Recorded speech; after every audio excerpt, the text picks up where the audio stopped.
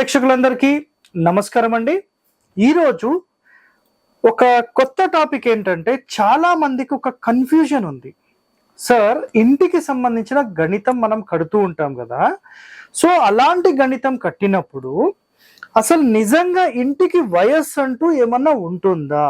ఎందుకంటే నేను ఏదైతే స్థాపత్య వేదం ప్రకారం గణితం కడతామో ఇందులో మినిమం 100 ఇయర్స్ బిలో కడతాము, అండ్ 300 ఇయర్స్ బిలో కడతాము, అండ్ 1000 ఇయర్స్ బిలో కడతాము.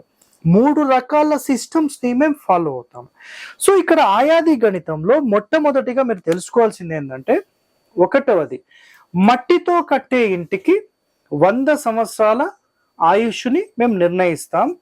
రెండవది ఇటుకతో కానీ లేదంటే ఒక స్ట్రాంగ్ మెటీరియల్తో కానీ మీరు కడితే దీనికి 300 ఇయర్స్ అనేది మేము డిసైడ్ చేస్తాం.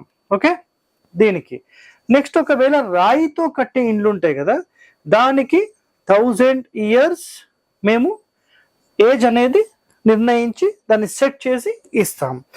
సో ఎవరో ఒక బుద్ధి లేని అజ్ఞాని ఒక ప్రశ్న వేశాడంట. మొన్న రీసెంట్గా నాకు ఒక కస్టమర్ కాల్ చేశారు. సార్, మీరేమో మా ఇంటికి అంటే ఒకరింటికి నేను ఏం చేశానంటే గణితం కట్టినప్పుడు 255 సంవత్సరాలు నేను ఇచ్చాను. ఓకేనా? సో 255 సంవత్సరాలు ఇయర్స్ నేను ఇచ్చాను. అసలు 255 ఇయర్స్ ఎక్కడన్నా ఇల్లు ఉంటుందా? అసలు ఇచ్చేటోడెవడు? మీకు ఎలా బుద్ధి లేదు? మీకు కూడా తెలియదా? 250 సంవత్సరాలు ఎట్లా వస్తుంది? అసలు గణితం చేసే విధానమే తెలియదు అని చెప్పి మాట్లాడారంట. అయితే ఆ కస్టమర్ నాకు కాల్ చేశాడు. సార్, మరి అందరేమో 100 120 సంవత్సరాలు ఇస్తున్నారు, మరి మీరు 255 ఎట్లా ఇచ్చారు సార్ అంటే, ఒక గుర్తుపెట్టుకోండి అండి, మట్టితో కట్టే ఇల్లు అయితే 100 సంవత్సరాలే ఇస్తారు.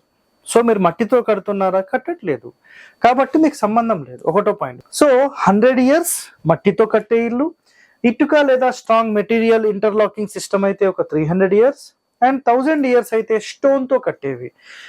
గుర్తుపెట్టుకోండి ఇక్కడ ఒక మాట, నేను 255 సంవత్సరాలు ఇస్తే 255 సంవత్సరాలు ఇల్లు ఉంటుందా?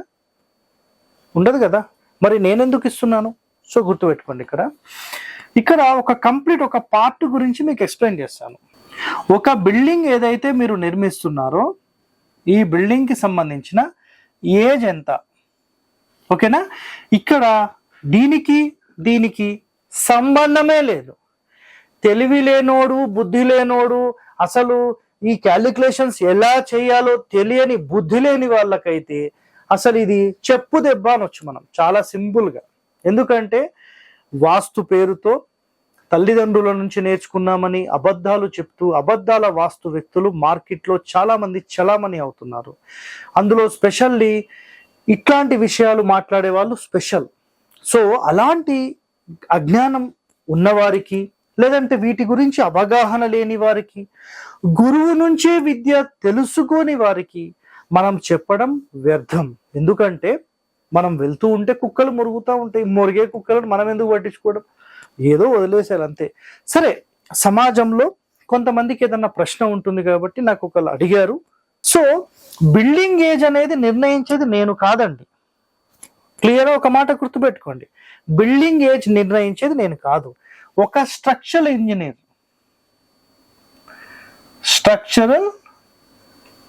ఇంజనీర్ నిర్ణయిస్తాడు. స్టీల్ ఎంత వాడుతున్నారు, ఎలాంటి సిమెంట్ వాడుతున్నారు, ఎలాంటి ఇటుక వాడుతున్నారు, ఎలాంటి కన్స్ట్రక్షన్ ఉంది, ఆ భూమి ఎలా ఉంది, కన్స్ట్రక్షన్ లో వాడే మెటీరియల్స్ ఏంటి, దాన్ని క్యూరింగ్ ఎలా చేస్తున్నారు, వాటర్ ప్రూఫింగ్ ఎలా చేస్తున్నారు, దీని త్రూ ఆ బిల్డింగ్ యొక్క ఏజ్ ఎంత ఉండబోతుంది అనే ఒక క్యాలిక్యులేషన్ వేస్తే, సార్ 60 నుంచి ఒక 100 సంవత్సరాలు అని ఆయన మాట్లాడతారు. ఎవరు? ఇంజనీర్ మాట్లాడతారు. సార్, మరి మీరు 250 సంవత్సరాలు ఎట్లా ఇస్తున్నారు సార్? ఇదే మాట అందరికీ వస్తుంది. నేను చెప్తాను చూడండి, మీరు ఎప్పుడైతే ఒక గృహానికి సంబంధించిన నిర్ణయం తీసుకొని లోపలి కొలతలు కానీ బయటి కొలతలు కానీ ఏదైతే మీరు సెట్ చేస్తారో ఆ బిల్డింగ్ కి సంబంధించిన సోల్ ఎనర్జీ ఏదైతే ఉంటుందో నేను ఇచ్చేది దాని వయస్సు. నా పాయింట్ మీకు అర్థమైందా? ఒకవేళ ఈ ఇంజనీర్ 1 lakh ఇయర్స్ కి ఇచ్చినా మేము ఇచ్చేది ఇంతే. ఒకవేళ ఆయన ఓన్లీ 10 ఇయర్సే అని ఇచ్చినా మేము ఇచ్చేది ఇంతే ఉంటుంది. అంటే 255 ఫిక్స్డ్ కాదు, క్యాలిక్యులేషన్లో ఎంత వస్తే అంత ఇస్తాము. అక్కడ రాకపోతే మేము ఎలా క్రియేట్ చేసి ఇవ్వాలా? సో ఈ కలికాలంలో మీరు కట్టే కన్స్ట్రక్షన్స్ నా ప్రకారం మాక్సిమం లైఫ్ అనేది 25 to 30 ఇయర్స్ మాత్రమే, దానికి మించి రాదండి.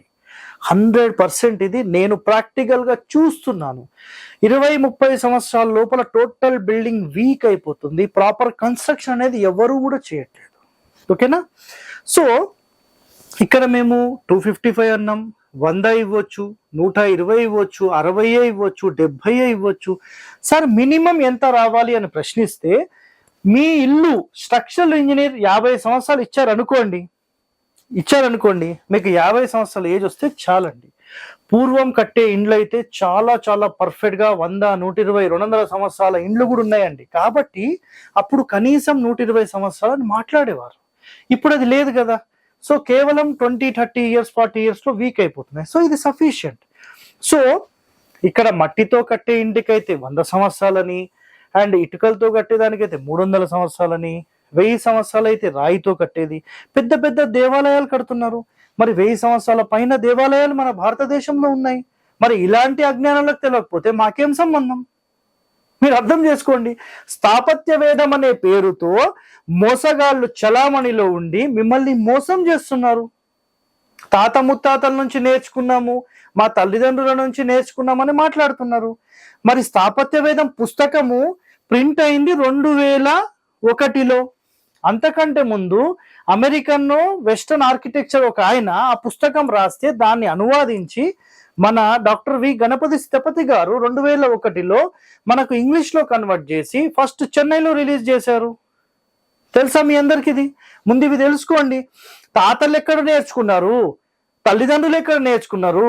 మీరు ఒకటి గుర్తుపెట్టుకోండి, అలాంటి వెధవలకు మీరు బుద్ధి చెప్పాలంటే 2021 అక్టోబర్ కంటే ముందు వాళ్ళు తాతలు కానీ, ముత్తాతలు కానీ, తల్లిదండ్రులు కానీ, లేదంటే ఆ చెప్పే వ్యక్తి కానీ ఎవరైనా ఒకరు మీకు కన్స్ట్రక్షన్ చేసిన బిల్డింగ్ ఉంటే లైవ్గా మీ అందరినీ తీసుకెళ్ళి చూపిమని చెప్పండి. ఆ చూపించే దమ్ము లేని వాళ్లకు ఇలా మాట్లాడే అర్హత అనేది లేదు. సో ఇంటి వయస్సు గురించి ఎవరైతే మాట్లాడతారో ప్రతి ఒక్కరికి గుర్తుపెట్టుకోండి ఇక్కడ పాయింట్, ఇంటికంటూ ఒక వయస్సు ఖచ్చితంగా ఉంటుంది. ఆ వయస్సు అంటే ఏంటి సార్ అని మళ్ళీ ప్రశ్నించే అవకాశాలు కూడా ఉన్నాయి. ఇక్కడ గుర్తుపెట్టుకోండి, మళ్ళీ క్లియర్గా చెప్తున్నాను. మీరు ఏదైతే ఒక ఇంటి నిర్మాణం చేస్తున్నారో ఈ నిర్మాణానికి సంబంధించిన బిల్డింగ్ స్ట్రెంగ్త్ ఎన్ని సంవత్సరాలు ఉంటుంది అనేది ఇంజనీర్ చెప్తారు, మేం కాదు. మేము కేవలం చెప్పేది building inner measurements or outer measurements ని బేస్ చేసుకొని ఒక లెక్క కట్టినప్పుడు ఈ ఇంటి యొక్క ఏజ్ అనేది ఎన్ని సంవత్సరాల వరకు వైబ్రేషన్స్ జనరేట్ అవుతాయి అనే ఒక క్యాలిక్యులేషన్ చేసి ఇంటి వయస్సుని నిర్ధారిస్తాం.